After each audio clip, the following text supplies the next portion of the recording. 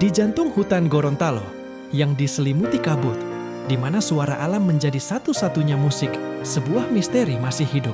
Jauh di antara pepohonan rimbun dan aliran sungai yang jernih, ada sekelompok manusia yang seolah terhenti oleh waktu. Mereka adalah suku Polahi. Bagi mereka, gemerlap kota hanyalah dongeng yang tak pernah didengar, dan listrik adalah keajaiban yang tak pernah terbayangkan. Mereka hidup dalam harmoni total dengan alam, menolak dunia modern yang kita kenal.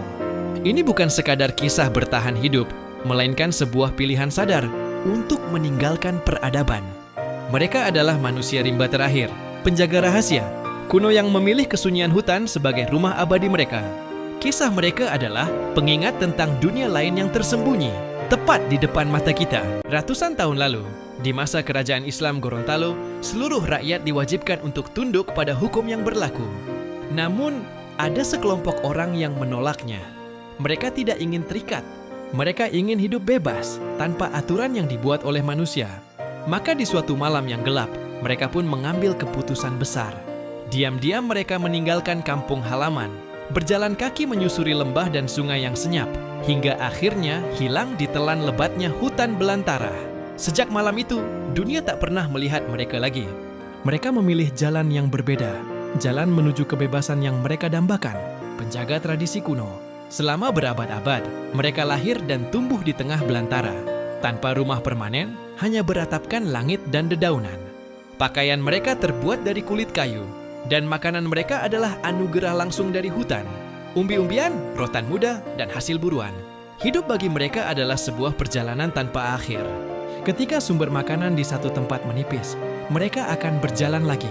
Jika bahaya mengintai, mereka terus bergerak mencari tempat yang lebih aman. Perjalanan mereka adalah simbol ketahanan, sebuah harmoni abadi dengan alam yang terus berputar. Bahasa mereka mirip bahasa Gorontalo kuno, tapi banyak sekali kata yang sudah tidak kita pahami lagi. Bagi mereka, setiap pohon dan sungai punya roh. Saat daun gugur, itu bukan sekadar peristiwa alam, tapi pertanda dari langit. Saat hujan turun, itu adalah pesan dari para leluhur. Mereka hidup begitu menyatu dengan alam. Seolah alam adalah agama mereka. Tahun 1970-an, sebuah penemuan mengguncang dunia. Manusia yang selama ini hanya dianggap legenda, ternyata benar-benar ada di pedalaman hutan Gorontalo. Mereka adalah suku Polahi. Namun, pertemuan dengan dunia luar justru membawa ketakutan bagi mereka. Mereka tak mau disentuh, menolak pakaian modern, bahkan menangis saat mendengar suara mesin yang asing. Bagi mereka, hutan adalah surga ketenangan, tempat di mana harmoni adalah segalanya. Saya yakin mereka berkata, hutan lebih tenang, kota membuat kami sakit. Kisah mereka adalah cermin bagi kita. Di tengah hiruk-pikuk dan ambisi dunia modern, kita sering lupa apa arti ketenangan sejati. Mungkin kebahagiaan bukanlah tentang memiliki lebih banyak, tapi tentang merasa cukup dengan apa yang sudah ada di sekitar kita. Sama seperti suku Polahi, mari kita coba temukan kembali kedamaian dalam kesederhanaan. Beberapa dari mereka sempat dibawa ke kota, diajarkan cara hidup modern. Tapi tahu tidak, tak lama kemudian mereka memilih kembali ke hutan. Bagi mereka, kebisingan kota itu menyiksa. Konsep uang dan waktu terasa begitu asing dan mengikat. Mereka rindu kebebasan di rimba, di mana hidup lebih sederhana dan bermakna. Kisah ini mengingatkan kita bahwa apa yang dianggap kemajuan oleh sebagian orang belum tentu kebahagiaan bagi yang lain. Terkadang, kebahagiaan sejati justru terletak pada kesederhanaan, pada kemampuan kita untuk merasa cukup dengan apa yang kita miliki. Mungkin kita semua perlu sedikit kembali ke hutan dalam pikiran kita untuk menemukan kembali apa yang benar-benar penting. Dulu, saya pikir kebahagiaan itu tentang pencapaian. Punya ini, punya itu. Selalu mengejar yang namanya lebih. Sampai suatu hari, saya membaca kisah tentang suku Polahi di pedalaman hutan Gorontalo. Mereka tidak punya gawai, tidak punya gedung tinggi, hidup dengan apa yang alam berikan. Awalnya saya pikir, kasihan sekali. Tapi kemudian, saya sadar siapa yang sebenarnya harus dikasihani. Mereka tidak terikat cicilan, tidak pusing dengan target, dan tidak cemas akan penilaian orang lain. Mereka adalah cermin bagi kita, manusia modern. Bahwa kemajuan bukanlah segalanya, dan kebebasan sejati terkadang ada di tengah kesunyian.